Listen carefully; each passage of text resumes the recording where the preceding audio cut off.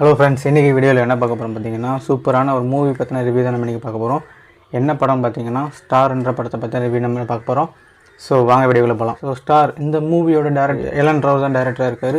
Actor பார்த்தீங்கன்னா கவின், அதுக்கப்புறம் music director வந்து யுவன் சங்கர் ராஜா.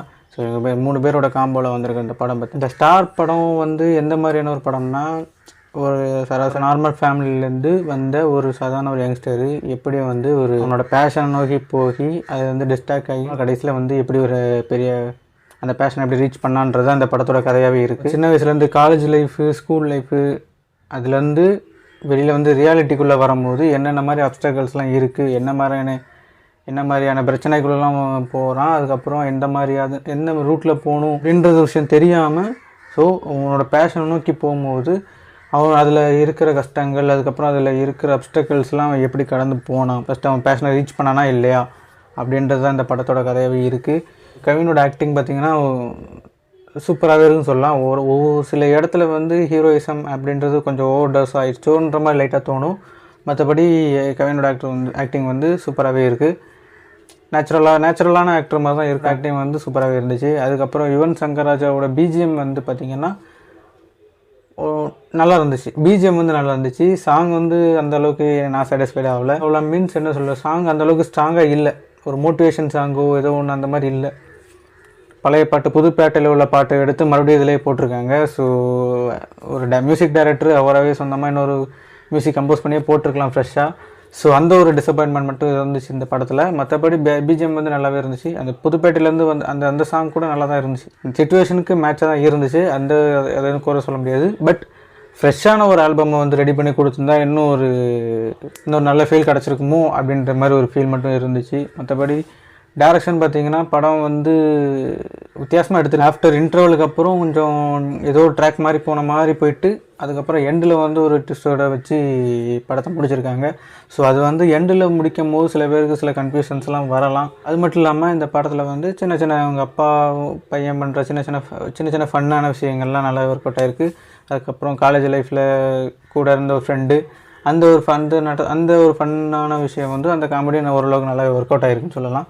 ஸோ கவின் அந்த ஆக்டர் வந்து கலை, அந்த படத்தில் வந்து கலை. அந்த படத்தோட கதையும் அந்த படத்தோட பேருக்கும் ஏற்ற மாதிரியே ஹீரோவுக்கும் அந்த பேர் வச்சுருக்காங்களா என்னன்னு தெரியல. அது கோயின்சிடென்ட்டாக இல்லை கரெக்டாக வச்சுருக்காங்களா தெரியல. கலை ஏன்னா ஒரு ஆக்டராகனு நினைப்பாங்க. கலை ஆக்டிங் ஸ்கில்ன்றது ஒரு கலை தானே.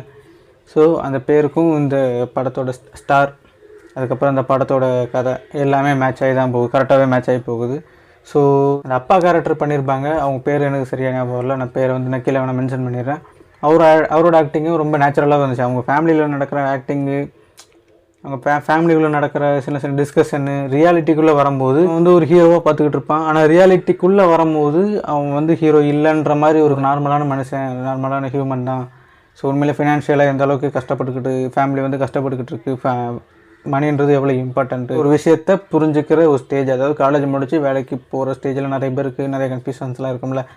அந்த மாதிரி இவன் வந்து ஆரம்பத்தில் வந்து நான் ஒரு ஆக்டிங் தான் போகிறேன் அப்படின்னு ஒரு கான்ஃபிடெண்ட்டாக இருந்து போய் அதுக்கப்புறம் பல்ப் வாங்கி அங்கே போய் பல கஷ்டங்களை பட்டு அதுக்கப்புறம் இங்கே வந்து லவ் போர்ஷன்ஸுமே ஒரு சின்ன ரோல் பண்ணிக்கிட்டு தான் இருந்துச்சு. ஃபஸ்ட்டு ஹீரோயின் ஏன் வந்தாங்கன்னு தெரியல. Okay fine. எனக்கு காலேஜ்லேருந்து லவ் வந்து அது ரியாலிட்டிக்குள்ளே வரும்போது ஸோ லவ் பிரேக்கப்ன்றது எந்த விஷயத்தில் எந்த ஸ்டேஜில் நடக்குது அப்படின்ற மாதிரியான ஒரு விஷயத்தை அவங்க சொல்லியிருப்பாங்க. ஸோ நிறைய பேருக்கு இந்த படம் வந்து ஓரளவுக்கு மேட்ச் ஆகுதுன்னு சொல்லலாம். அவனோட கேரக்டருக்கும் இந்த லவ் போர்ஷனுக்கும் நல்லாவே ஓரளவுக்கு மேட்ச் ஆகுது. பேஷன் ஒரு பக்கம், இந்த மாதிரி ரிலேஷன்ஷிப் ஒரு பக்கம், ஃபேமிலி ஒரு பக்கம் பார்க்க வேண்டியது இருக்கும். அது பக்கம் அவனோட பேஷனை பற்றி பார்க்க வேண்டியது இருக்கும். ஸோ ரெண்டுத்தையும் அவன் எப்படி பேலன்ஸ் பண்ணுறான்றதையும் இந்த படத்தில் நம்ம தெளிவாகவே பார்க்க முடியுது. ஸோ பேஷன் நோக்கி போகும்போது வீட்டில் நடக்கிற சிச்சுவேஷன், அவங்க வீட்டில் இருக்கிற கஷ்டங்கள், அதை பற்றிலாம் சொல்லும் போது உண்மையில் கொஞ்சம் ரியாலிட்டியோட இருக்கிற படம் மாதிரி தான் இருக்கும். அதுக்கப்புறம் செகண்ட் ஹீரோயின் வரும்போது அப்படியே ட்ராக் மாறுது கொஞ்சம். அப்புறம் எல்லோரும் மாதிரியும் ரியாலிட்டி எல்லோரும் இருப்பாங்க. அவங்களுக்கு நினச்ச ஒரு கனவு வேறு மாதிரி இருக்கும். அப்புறம் வந்து பிடிக்காத ஒரு ஃபீல்டில் வேலை பார்க்குற மாதிரி இவனும் நடிச்சிருப்பான்.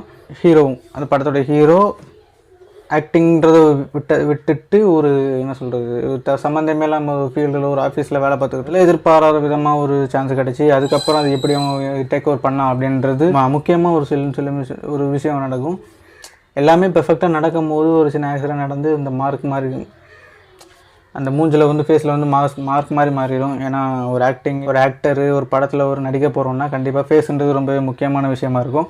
ஸோ அது இல்லாமல் அதை எப்படி அவன் மறைய வைக்கிறது, தழும்பு வந்து அவங்களுக்கு தெரியக்கூடாது, அவனோட ஆக்டிங்கு அவனோட இதுதான் தெரியணும் அப்படின்ற விஷயத்த எப்படி அவன் கன்வே பண்ண போகிறான்றது தான் கதையாகவே இருந்துச்சு. ஏன்னா ஸ்டார்டிங்லேயே பார்த்தீங்கன்னா அவங்க அப்பா வந்து சின்ன வயசுலேயே மீசை இல்லாமல் பாரதியார் மாதிரி கொடுத்துருப்பாங்க. அது கொஞ்சம் டிஃப்ரெண்ட்டாக வித்தியாசமாக இருந்துச்சு.